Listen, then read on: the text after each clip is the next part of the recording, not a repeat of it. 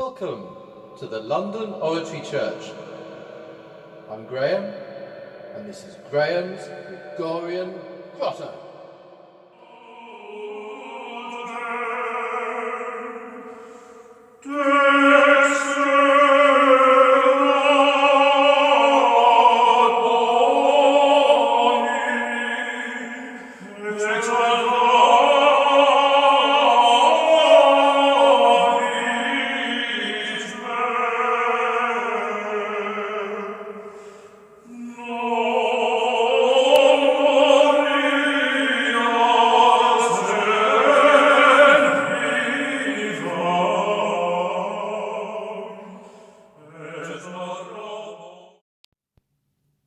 What a building!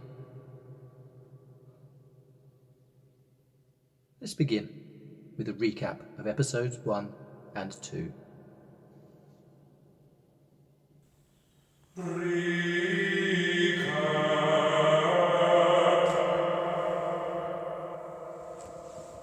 In episode 1, we learnt that the stave has 4 lines.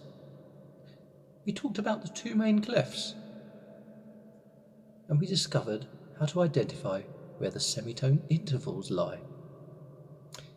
In episode 2, I explained the punctum and virga neumes, and that we are to treat them the same.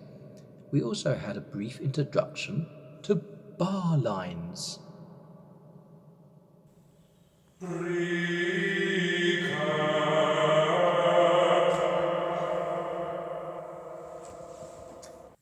Last week, I sang through Gloria Patri Tone 5, which uses only puncta and is entirely syllabic.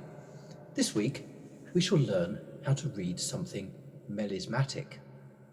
You are looking at the first phrase of the introit for the 3rd Sunday after Easter. First of all, let's apply our learnings from episode 1. The C clef identifies the position of Do. From this, we can determine that the semitone intervals in step are between the top line and the space below, and between the second line up and the space between that line and the bottom line. Next, you will notice that this passage uses both syllabic notes and melismatic ones. The first 2 syllables and the 4th syllable of the word jubilate are set to straightforward puncta. However, the 3rd syllable is melismatic. If you're interested in such things, the technical term is a torculus.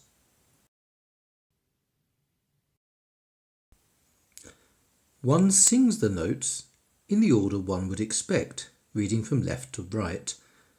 With no indication to lengthen any note, one would usually sing the melismatic notes at the same speed as the syllabic ones. Therefore, the first word sounds like this. Jubilate. The first syllable of the word Deo is sung on 2 notes. This neume is called a podatus. The lower note is sung first. The second syllable of Deo is a punctum with a dot after it to indicate a lengthening. This will usually be interpreted as a double length note. If it helps, you could consider this note a crotchet if all previous notes have been quavers. Jubilate Deo. Next, we have a quarter bar line. As this is a short phrase and there is no punctuation at this point, I would advise not breathing. The first syllable of omnis has 2 puncta side by side. This requires the chanter to re-articulate or pulse the second note, like so. Omnis.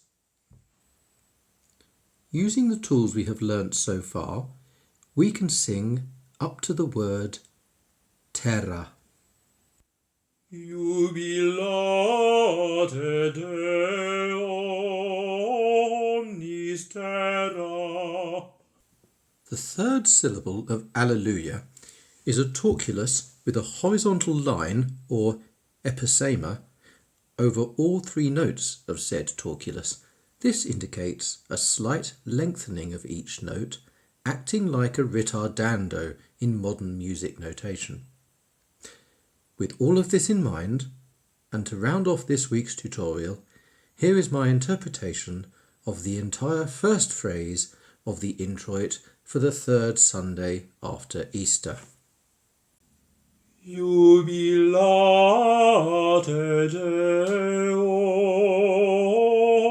omnis terra, Alleluia.